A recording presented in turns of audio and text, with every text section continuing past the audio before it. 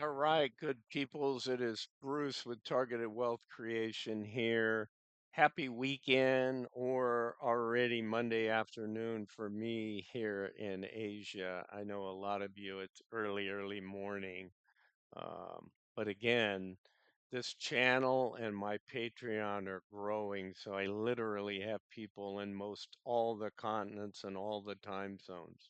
So let's jump in here. This video, as many of you know, I started my Patreon. I also have some playlist on metals and miners, but I'm not doing a lot in YouTube and sort of by request of some of my Patreon members.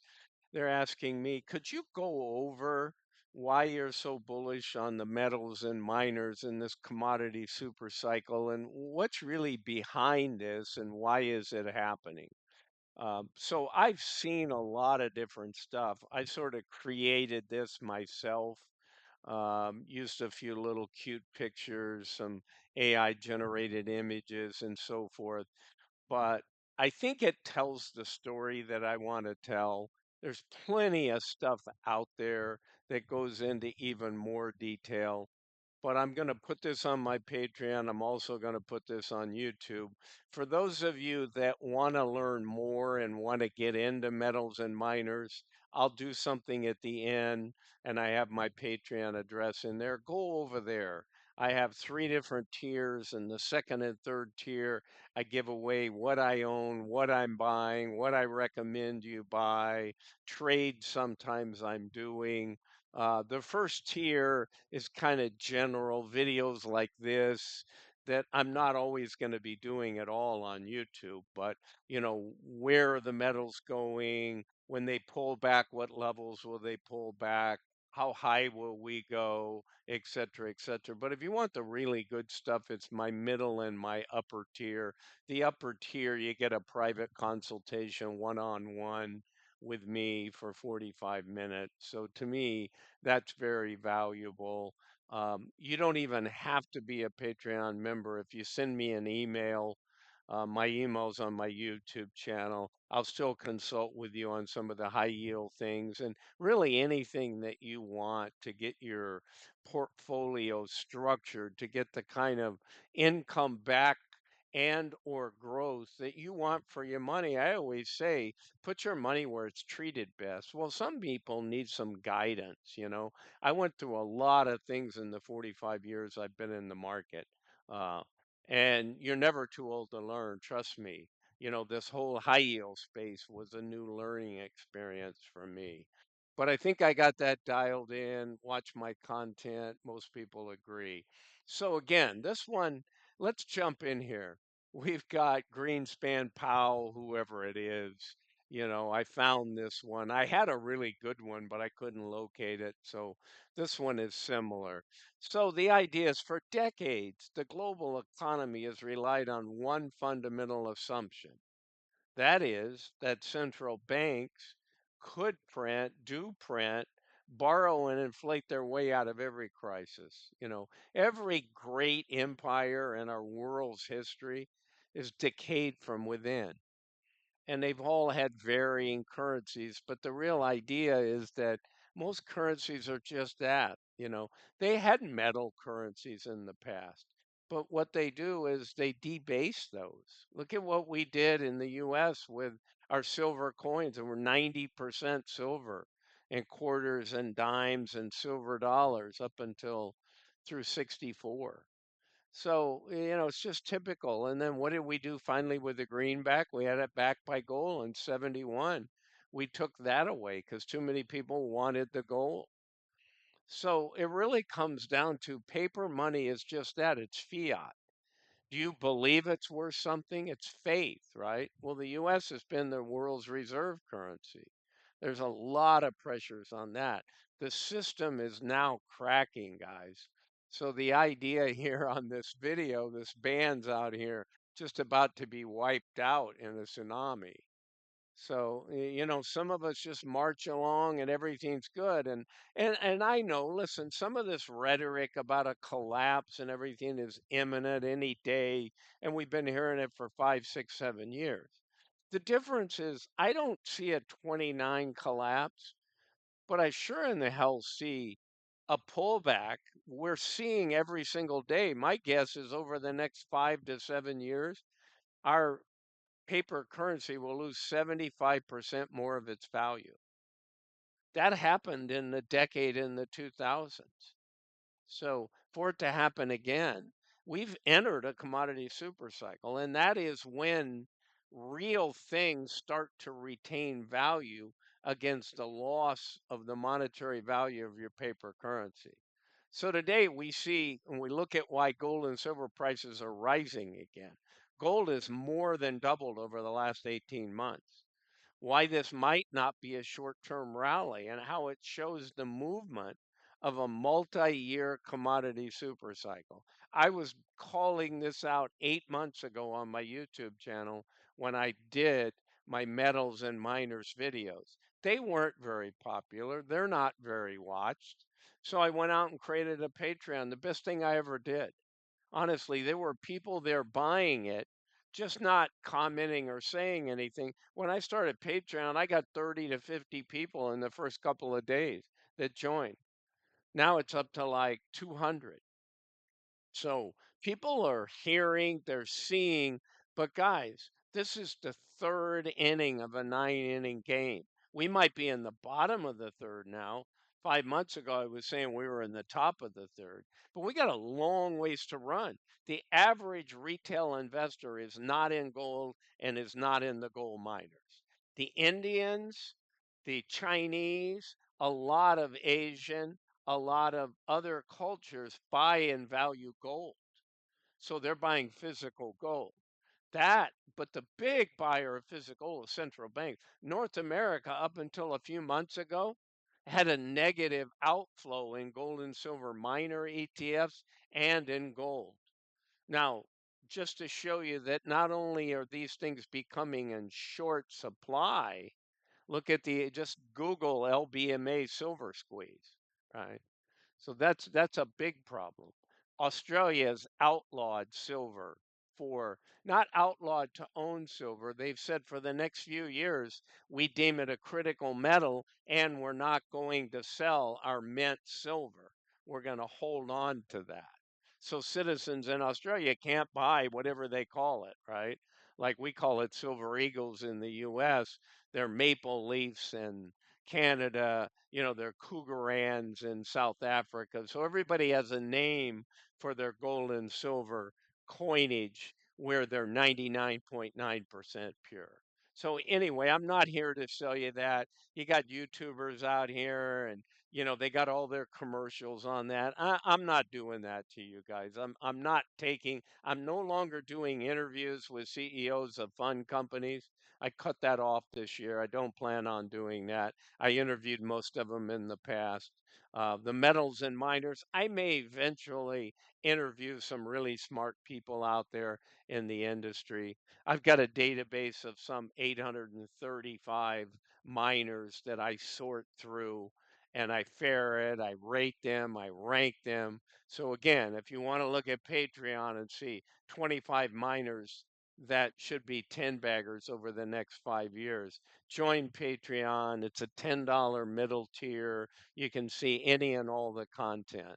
Okay. So let's start with the foundation of why this is happening, why it's even escalated. There's a saying out there that you say silver and gold start to move slowly at first and then all at once. There's talk of a rating of gold, a reinstating of the gold value on the books. Now, there's always been talk of Fort Knox, how much gold is in there. What about the talk that Besant is talking about a potential, reassessment by the Fed and the Treasury to revalue gold from $42.20 to the current gold price? Well, that alone would just be a mark to mark accounting with nothing else needed to be done um, to give the U.S. government an additional 2 trillion. Now, 2 trillion is what our annual deficit is, right? So when you look at 38 trillion of liability of real debt.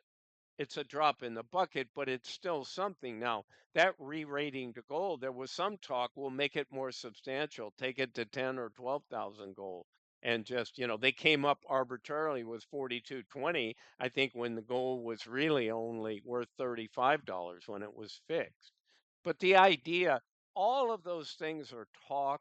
I can't guarantee you any of that, but my personal 3 to 5 year target is 15,000 gold. It gives you any idea. $250 silver. So most of the world's major economies, the United States, Japan, the Eurozone, the UK, are now carrying debt to GDP ratios above 120%, people.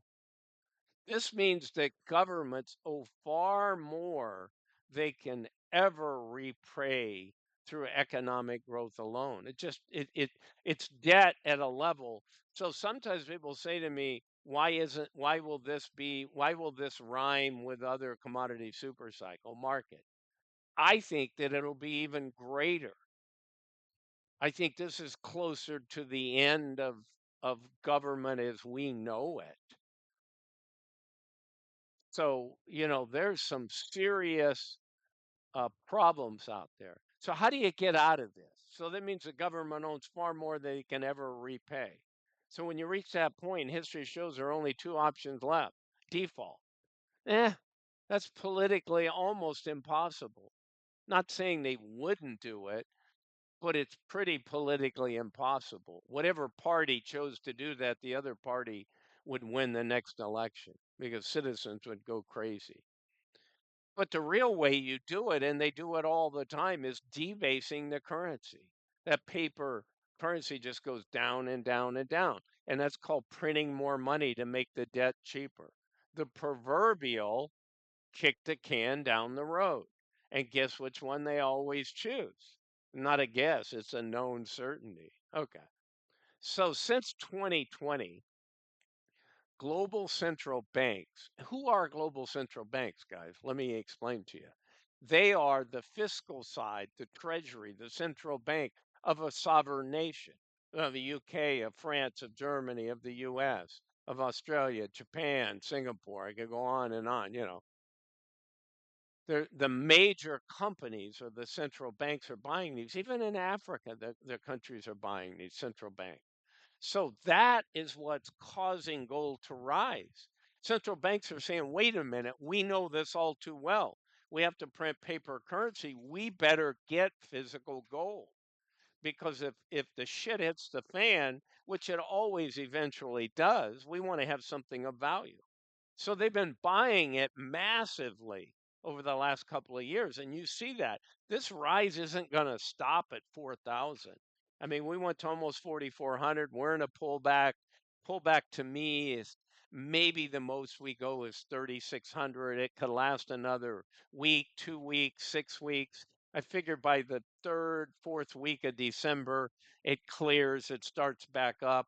I'm seeing at least 4,500, very likely 5,000 in 2026, 6,000, if not 7,500 in 2027. These numbers are just, it's going to go and go and go, guys. And guess what?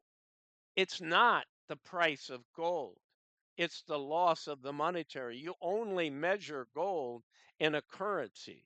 So I'm an American. I may be in Asia, but I still measure things in dollars because I typically still earn in dollars.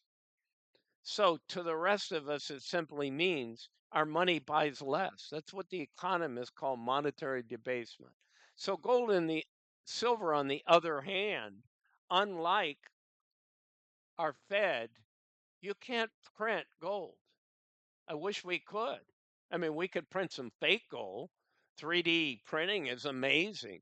That technology. We'll be able to print hearts, kidneys, livers, be able to print organs at some point, right? But you can't get the chemical makeup from filament to print. You could print something gold colored, but good luck with trying to sell it, right? So this isn't just the theory. These are the actions of central banks themselves. Look at this. This is fairly recent. So you had a period of time in the 70s and 80s. And what did we do in gold? We went in gold from 1971 when Nixon took us off the gold standard. We went from $35 to $850, right? And you see central banks buying it up. Well, as that started to decline, right, this was the next bull run in gold. But you only had a small blip. So in 2000, it wasn't small for me. That's how I learned this commodity super. I played that to the max. I had an 8x, almost 10x gain in what I invested. But I was adding capital along the way, and that was growing. So I was able to retire in 2010. And that was after Lehman Brothers and all those other things caused crashes, layoffs. I spent 35 years in the tech industry and high tech, made a lot of money, gained, lost. That dot com really hurt me. All of my company stock, I had incentive stock. So all that incentive stock lost its value. I studied the markets and came up with what's going to happen in the decade of 2000s. And go back and look, guys. Look at a gold. I don't want to, show you every chart in the world. Boring after a while. But go back and look at a gold versus SPX or the S&P 500. Gold massively, like 3.5 to 1, outperformed the S&P during the decade of the 2000s because it just finished. So I see a similar 2025 to 2032. I see gold out and the miners because the miners have leverage to gold. So gold and silver massively outperforming. I mean, you may only get, if you look back 25 years right now, this is a silent, people don't talk about it. Wall Street doesn't promote gold. They don't want you to really buy gold. And gold has outperformed the S&P for 25 years, slightly ahead in its percentage gain, right? And most people have no idea about that. Well, it's about set to massively outperform over the next 5 to 7 years. And you see the central banks sniffing this out. This was a low in the gold price. $1,000, 1,050 here. We're now at 4,000. And for the first time in a long time, since right here in 1996, well, actually, these were going down. We're not even showing treasury. Well, yeah, we are. Here we are. So gold had a thing in 1995 where it was more than treasury. This is a massive, after all this period of time of massive, the US dollar reserves being bought up by China, bought up by the world, it's declining. We see for the first time gold by central banks holding more than the treasuries. If this is updated in another month or two, this is probably 30 and this is probably 20.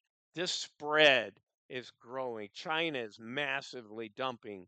They probably dumped half already, but they're aggressively dropping the rest. They know. So let's move in and work on this side. So over the last few years, global central banks, especially in the global south, have been buying gold at the fastest pace in more than 50 years. Okay, showed you chart. Countries like China, India, Turkey, and Russia have all been steadily increasing their gold reserve. There's so many more too, guys. Why? Because they no longer trust the US dollar as the sole foundation of global finance. Well, what changed? Why? Well, when the West froze Russia's 300 billion in reserves in 2022, it sent a powerful message. Created fear. Your assets are only yours until someone decides otherwise. Or right? So we just confiscated Russia's wealth and said, too bad, too sad. So they were dumb enough to buy a whole bunch of treasuries, right? And we had possession and we said, okay, guys, not so fast. So I'm not getting into the political side of it. It doesn't really matter. But that is a trust thing. Just like we as citizens, if I hand you $100 bill and you're a merchant, you trust it, right? Well, all of a sudden, if that slips and starts to get negative, negative, negative one day, it's like Weimar money, you need a wheelbarrow to buy a loaf of bread. And then tomorrow you need two wheelbarrows. And maybe at the end of the week you need 15 wheelbarrows. That is scary. I hope we never face that, but they're doing it in a way. Think about that. It just me going back. I went back last month in October. I was there most of the month. I just noticed prices from 3 years. Fast food is not $3, $4. I pay $2 at McDonald's for three pancakes and a large coffee. I go back to the States, it's crazy high. The fast food you got and you can spend 15, $20. It's not fat. I mean, it might be fast food, but it's not cheap food. Okay. So it doesn't depend.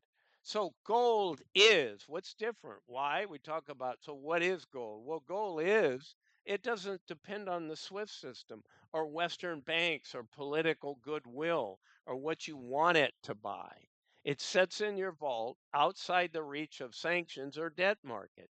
Now, I don't even own, buying GLD works for a while. You buy it and sell it, but it's a promise. JP Morgan's managing it. They've already been fined millions and millions of dollars for spoofing gold, selling paper gold, leasing out their gold. So when you got a bankster in charge of your physical gold and you're buying into an ETF, that makes me a little nervous. But I do own a lot of gold and silver miners, and I do own some ETFs. But I also possess a lot of physical because I can sleep well at night. So, as countries slowly move away from the dollar, a process of de dollarization takes place. You've got countries forming alliances like the BRICS and other things that are saying, hey, there's a petrodollar. We're not buying into everything needs to be gone into dollars to buy oil, to trade with each other. So, they're starting to try and build a process with the Enbridge and some of this other stuff where they form an alliance and they back it. There's some Bitcoin backage, there's some gold backage, there's some other things to back the paper currency that people will get with real assets.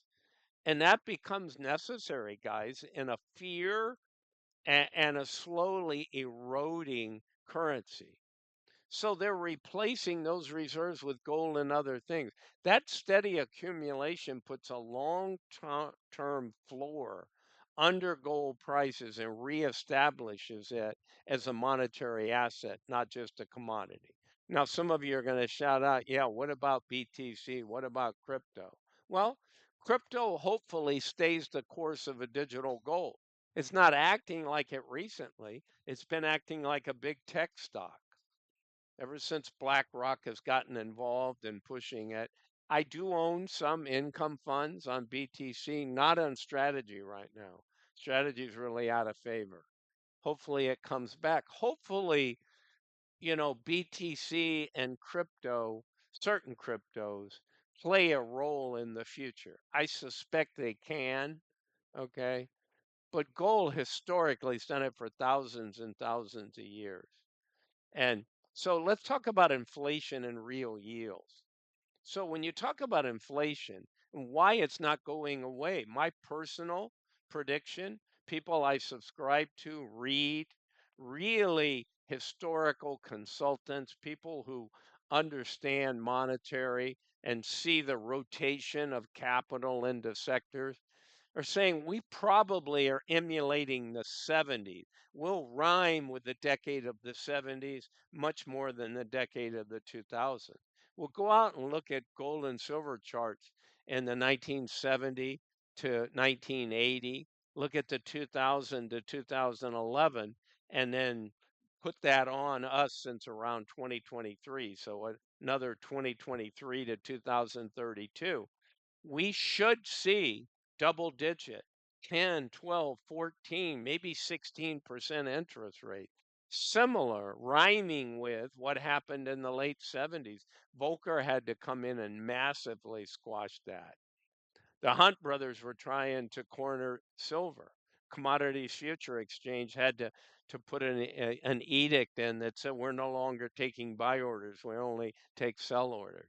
So they had to stop it, otherwise, they would have cornered the market. So for years, central banks promised that inflation was transitory.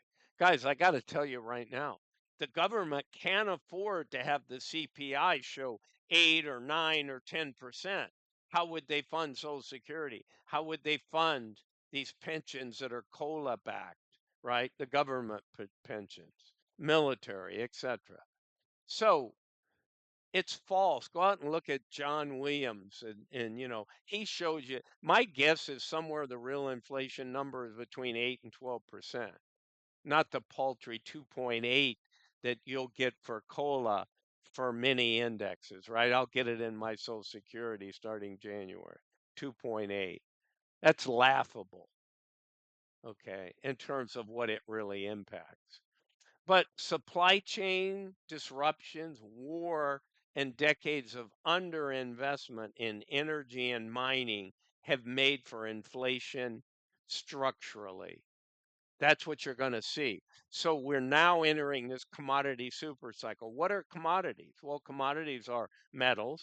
You can't print them, you can't fake them. You got to dig them out of the ground. Energy, oil, natural gas. Where do you get that? Uranium. You dig it out of the ground, guys. It's labor, it's work. It takes energy, it takes money, and it takes a lot of labor to extract those things. What about cattle? What about coffee? You got to grow it, you got to harvest it, you got to raise it, you got to feed it. What about grains? You got to grow it, you got to harvest it. Okay. So people just shut down the commodity cycles have been with us since mankind, right? There's boom and bust cycles. This is no different. We're in a boom. Why not skate to where the puck's going for the next 4 to 5 years than fighting uphill? If you're still playing the FOMO game in the triple Qs and in the S&P, you're very likely to see an underperformance for the next 5 to 7 years. Certainly an underperformance for the commodity sector. So right now it's gold and silver, and it'll remain that throughout. Energy will pick up. Go back and look at the decade of 2010, 2000 to 2010. Oil got up to $147. I think we'll be at $147 in 2.5 years. I think we'll hit 250, this inflationary and commodity cycle high. Somebody says, how on earth could that happen? Well, it starts with warfare. AI is driving a huge demand. You know, another commodity that I'm big on besides oil and natural gas and should be even more explosive is uranium. We're undersupplied and it's the most efficient energy in the world. It's not solar, it's not, you know, wind. They're like little 1 and 2%. You can't run base load electricity.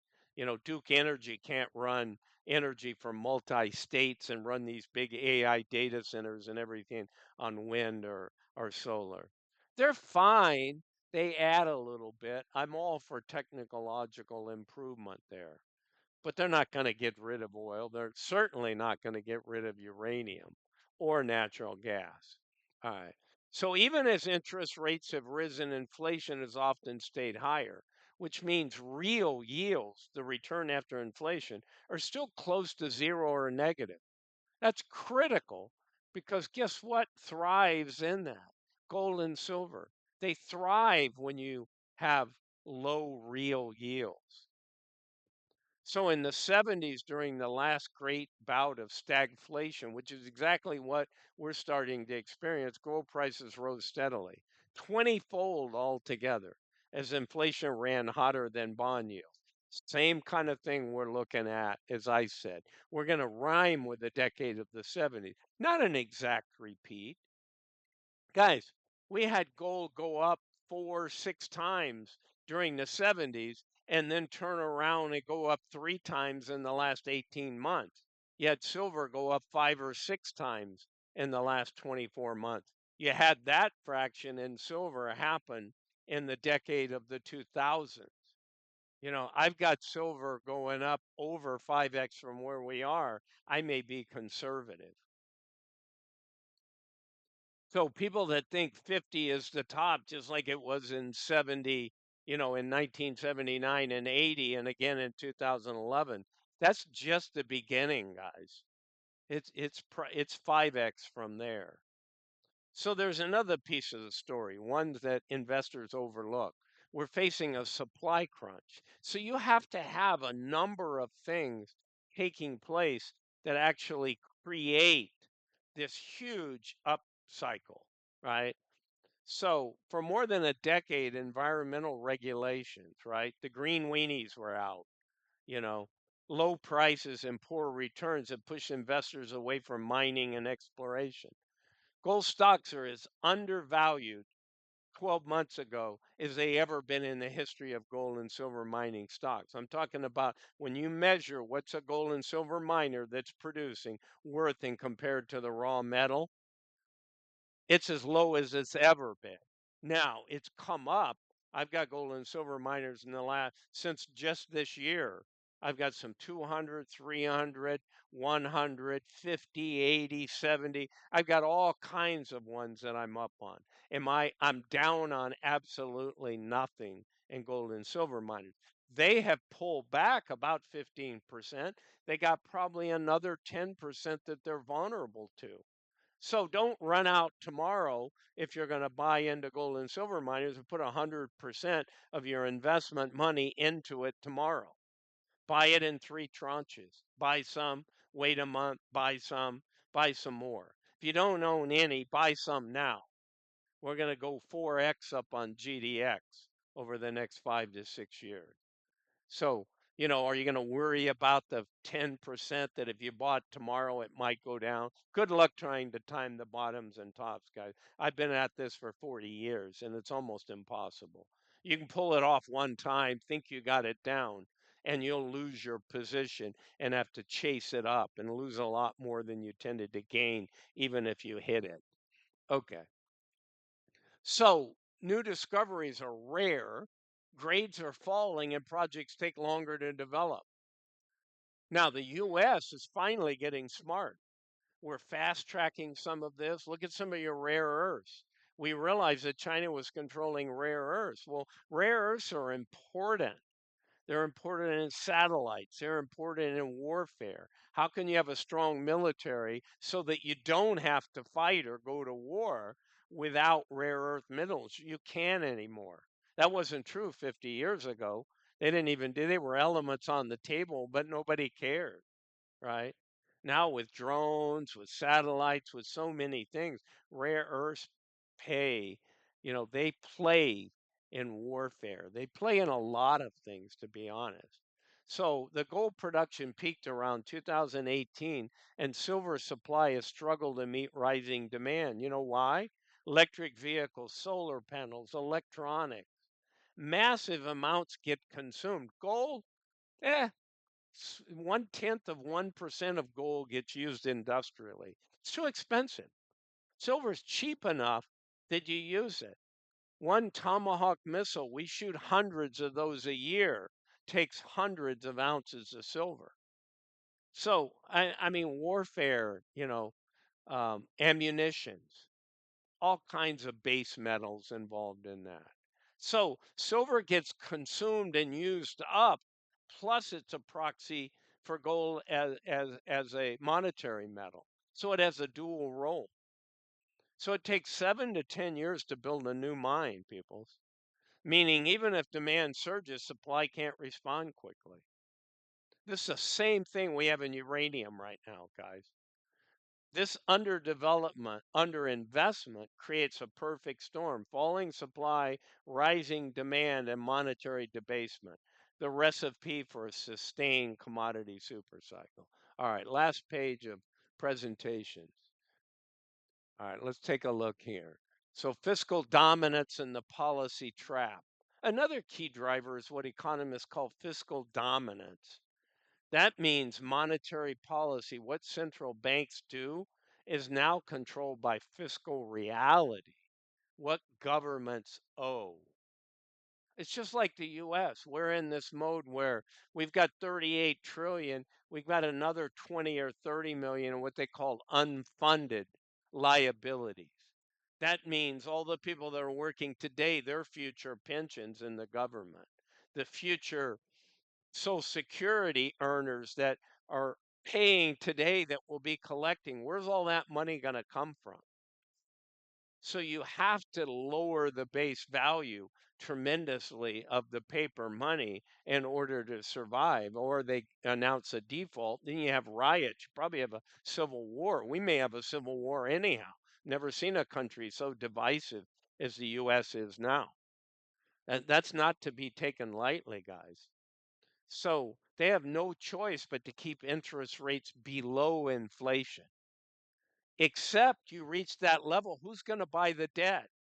China's not buying much. They're cashing out. So as people buy less, the government buys more. So then the government dies, right?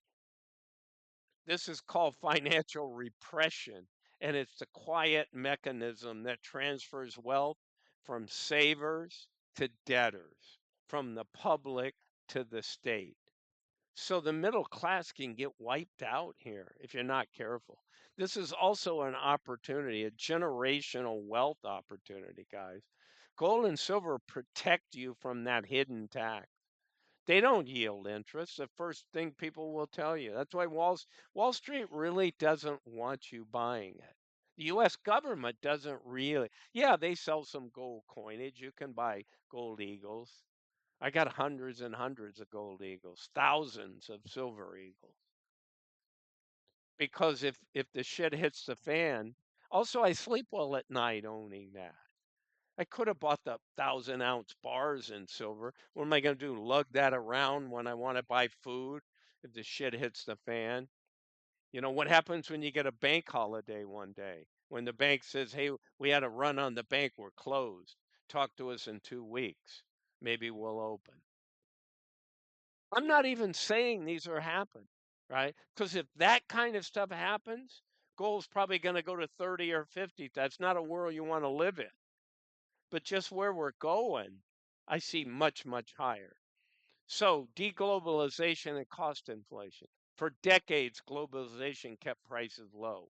Manufacturing moved to the cheapest countries and supply chains stretched around the world.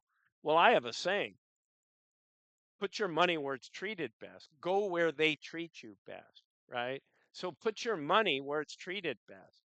You know, if you put it in a high yield fund and all they ever tell you is, oh, drip, drip, drip, and all you do is drip, drip, drip, and you can't even keep up with the NAV's still eroding, then who's the fool? It's a greater fool theory. Is it you or is it the salesman at the high yield company, right? Well, I think you know the answer when you look in the mirror. Don't be that fool. Okay. I'm not saying you don't up an investment when it's doing really well. That's a different deal. But a lot of you need income. You don't really want to send your yield back in to buy more, especially if it's the declining asset. All right. So countries are reshoring production, building local supply chains, and prioritizing security over efficiency. That's great for stability, but it's inflationary as hell. It drives up costs for energy, metals, and transport. Add in geopolitical risk, wars, sanctions, shipping disruptions, and you get a new era of structural inflation, one that supports higher prices for all real assets. This shift from efficiency to resilience is the economic foundation of the new supercycle. So, a couple more and we're done. The psychology of wealth preservation. Finally, there's a psychological dimension to this, and it's trust in fiat system erodes. Investors, both institutional and retail, although there's very little retail involved, start looking for assets that feel real. What I mean is the retail market is almost non-existent in North America in gold. It's early people. It's people like me that have been in that for decades. Okay.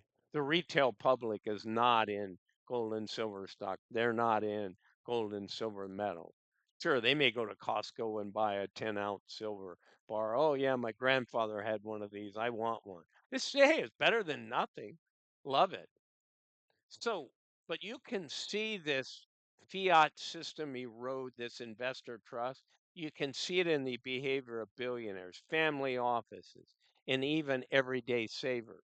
They're diversifying into hard assets, farmland, commodities, and of course, gold and silver. Wealthy people have been silently doing it for some time. A lot of the wealthy billionaires, the CEOs of these Mag 7s, they've been quietly selling their shares. Why? Because they see a bull market has run for 15 years and it's topping. Guys, again, I'm not I don't see a 29 crash. That to me, even over 7 years is not in the game.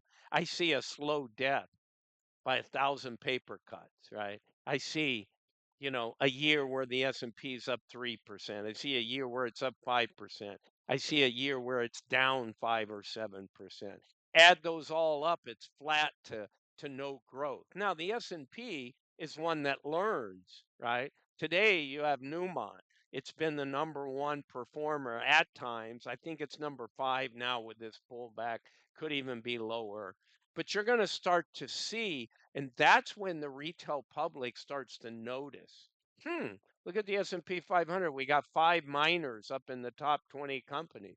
Interesting. Maybe I should be in that. Or all of a sudden you start getting recommended. These analysts have been so hating the gold and silver miners. Newmont was consistently rated a hold, and all it was doing was blowing out earnings quarter after quarter. I was selling puts. I was doing synthetic, sell a put, buy a call, making a fortune on these things in the last three, reporting cycles. And the same thing, AEM just blew out their earnings, and so did Newmont.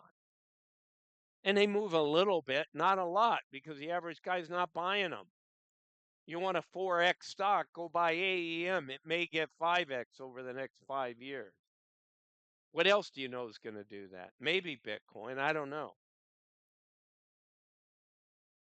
That's a safe, big, giant company. Safe jurisdictions with 11 mines around the world, and it can get a 4 to 5x, right? So you can see how 10 baggers and some of these small producers and some that are moving to production with really rich mines can be a 10x. All of that stuff I talk about on Patreon, my list of 25 top gold and silver 10 baggers. They're not the big giant ones. It's like NVIDIA. NVIDIA might double in 6 years if it's really lucky. It's a $5 trillion company, guys. It's more than its net GDP of just about every country in the world except the top 3 or 4 countries.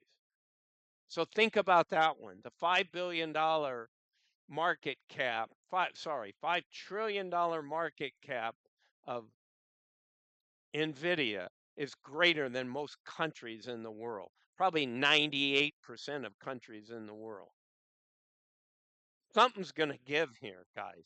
These are toppy. Okay. NVIDIA could just be pushed back to 4 trillion. And that's not unrealistic,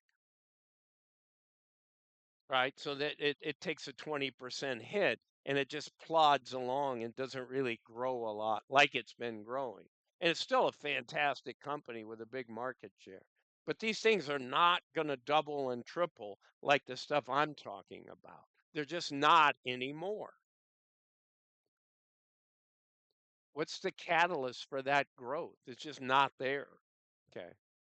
So let's bring all this together. Let's finish this up. We're standing at the crossroads of several powerful forces: unsustainable debt and currency debasement, central banking shifting into gold, structural inflation and negative real yield, supply shortages from years of underinvestment, and a global move away from paper assets toward tangible wealth. real things. Look at the price of coffee, look at cattle, look at lumber. These things have gone up and they're going to continue to go up. They're going to go up a lot more than 2.8% that you're seeing on the CPI. This isn't just another market cycle, it's a monetary transformation. As fiat currencies weaken, real assets must reprice, not because they're changing, but because the measuring stick is. In other words, gold isn't really going up, currencies are going down. That's why some analysts believe gold could eventually be revalued to 10,000 or even 15. 15 is my minimum number over the coming years, not through speculation, but through necessity. And silver historically is more volatile, but also more undervalued. We could see even greater percentage gains. We will see greater percentage gains. So you're watching history repeat itself. It's rhyming. It won't be a one for one exact repeat. But I will show you some charts one time. I'm not going to do it now that show you the similarities to the 70 bull market as opposed to the 2000. And it's not an exact match, it's like an 80% correlation. So we're quietly stepping back into its ancient role. Okay, not as investment, but anchors of value in an age of uncertainty. Because when money itself is the problem, the solution is what has always been real. So, guys, I made this little GIF using AI and said, this is what happens to your paper money. It pixelates, it dissolves. Maybe you get a dime out of a dollar. Maybe you get a penny out of a dollar. I mean, since 1923, I think they're saying that the dollar is devalued 97 or 98%. So while that percentage seems small, collectively, whatever it's worth now will probably recede another 75% over the next 7 years. So, guys, join me. I do a little bit of this. I'm putting this on YouTube because I'm not giving away the miners, the metals, the things I'm actually buying, the ETFs. If you want that, come over to Patreon. And again, if you want any kind of consultation, you can come over to Patreon. It's free. Send me an email to Bruce2500, 2500. It's on my YouTube channel, my email address. Just send me an email and say, hey, can you help me? I'm in these high yields. I do this all the time. Schedule these calls, a 45-minute call. It always runs an hour to an hour and 15, the first consultation type call, because I want to understand you. I want to know what you own. I want to know what you're trying to do. You prioritize over growth. What's your age? When do you plan to retire? But I feel for you guys. I know some of you have bought into that. Oh, it's misty and it's, micro strategy and I'm going to retire and I've got 2,000 shares and it's just going to go up 100% yield every year and it's going to double and triple. And reality sinks in after 12 or 18 months, guys. It's not true. It's not going to happen. These YouTubers are fanboys telling you that stuff. Don't buy into it. Understand that the markets can be brutal. The smart money will take retail and dumb money all the time. You've got to be intelligent. You've got to study it. You've got to look at it. You've got to look at history. You've got to look at trends. You've got to find the capital and the sector rotation. I just identified one, guys, for the next 7 years. You're going to make a lot of money. There will be some FOMO left. There's some AI stocks, a few of them. But guys, understand, they're then swimming upstream. You're going to have a NASDAQ that's flat to down. It might gain 50% over the next 7 years. What kind of average is that? That's like 5 or 6% a year. So the days of having these things double and triple is just not going to happen in any broad sense. You may pick the one stock that goes up 3 or 4 times, but good luck repeating that or good luck finding an income fund around that. All right, guys, love to have you over at Patreon. There's a free tier. There's not much there for free, honestly. There's a $5 tier, a $10 tier, and a $15 and a $50 tier that has an hour consulting call. So if you need a consulting call and you want to get in a $5 or $10 tier, send me an email and you can do that. All right, guys, this is Bruce with Targeted Wealth Creation. This is not financial advice. This is not to scare you. This is to tell you the reality, people. And most of you see this, most of you get it. So it's not financial advice. Have a good one. Bye for now.